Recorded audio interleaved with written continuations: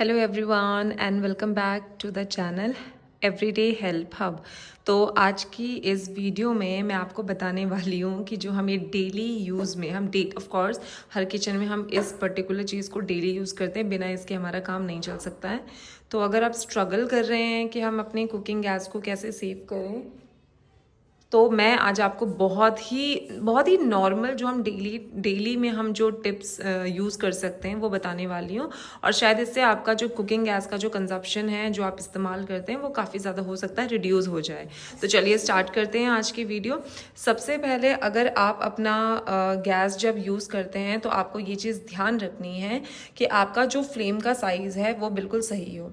Flame के size का मतलब ये है कि अगर मान लीजिए आपने ये बर्तन रखा है, मान लो कि मैंने ये बर्तन रखा है, ठीक है। अब मैं इसका ही बर्नर जलाती हूँ, ठीक। अब देखिए बर्नर में क्या हो रहा है, फ्लेम साइज क्या हो गई यहाँ पे ज़्यादा है। फ्लेम साइज ज़्यादा होने का मतलब क्या है कि फ्लेम बर्तन से बाहर आ रही है। तो आपको ये ध्यान रखना है कि फ्लेम जो है वो बर्तन से बाहर ना आए, बर्तन के नीचे तक रहेगी। ये देखिए, अब इससे क्या होगा कि आपका जो गैस है वो काफ़ी ज़्यादा बच जाएगा। अब दूसरी चीज़ इसी से रिलेटेड है कि जैसे आपको यहाँ पे दिख रहा है कि मेरे पास एक छोटा बर्नर भी है यहाँ पर। तो आप क्या करेंगे, जो आपका बर्तन का साइज़ है उसके हिसाब से आप अपने फ्लेम को यूज़ करेंगे या अपने बर्नर को यूज़ करेंगे। तो इस वाले को अगर मैं यहाँ रखूँगी तो शायद से आपको फिर क्या होगा, फ्लेम में भी ज़्यादा एडजस्ट करने की ज़रूरत नहीं है। मैं इसको यहाँ गर्म करूँगी तो देखिए फ्लेम साइज़ अपने आप एडजस्ट हो गया। ये नहीं कि छोटे बर्तन को आपको बड़े बर्नर के ऊपर नहीं यूज़ करना है, ठीक है।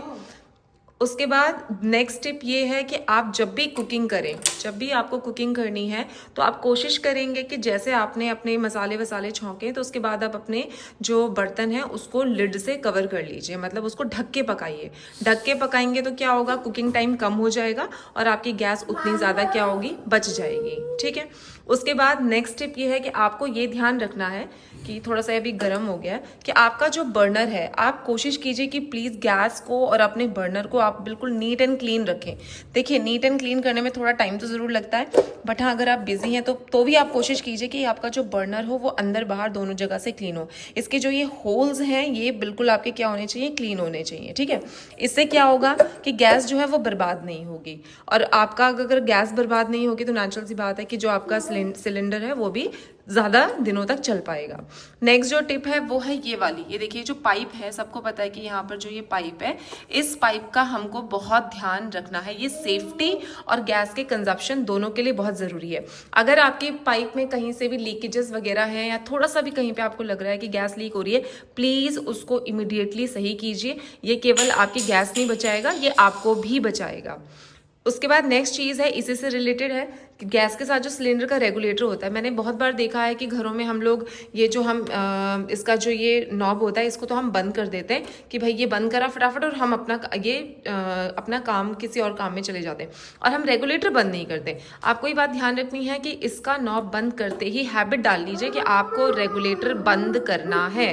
रेगुलेटर बंद करने से दोनों चीज़ें होंगी, गैस भी बचेगी और साथ के साथ क्या होगा, सेफ्टी पर्पज से भी ये आपका बहुत ज़्यादा आपको यूज़ आएगा, ठीक है। तो ये कुछ टिप्स हैं जो मैंने आपको दिए हैं। इसके अलावा एक और चीज़ मैं आपसे बोलना चाहती हूँ, शायद ये आपको अपनी हैबिट में यूज़ करना चाहिए कि अगर आप कुछ भी चीज़ कुक करें, स्पेशली जैसे कि अगर आप दालें कुक कर रहे हैं या जैसे मोटी दालें होती है अगर आप उनको कुक कर रहे हैं, तो आप कोशिश कीजिए कि आप उनको ओवरनाइट सोक करें। इमीडिएटली अगर आप उन्हें कुक करेंगे तो दाल जितनी भी होंगी, जितनी भी मोटी दालें हैं या दालें कोई सी भी हो, आपको उसको सोक करना है। ये हैबिट्स में डाल लीजिए आप। देखिए जैसे दाल अगर ये मैंने सोक करके रखी है तो इससे क्या होगा, देखिए सबसे इंपॉर्टेंट हेल्थ बेनिफिट बहुत ज़्यादा है। हेल्थ बेनिफिट कैसे ज़्यादा है, जितना भी उसमें उस पेस्टिसाइड्स वगैरह हैं, फर्टिलाइजर्स जो यूज़ करते हैं वो भी खत्म हो जाएंगे, साथ के साथ आपकी गैस भी बच जाएगी क्योंकि कुकिंग टाइम कम लगेगा।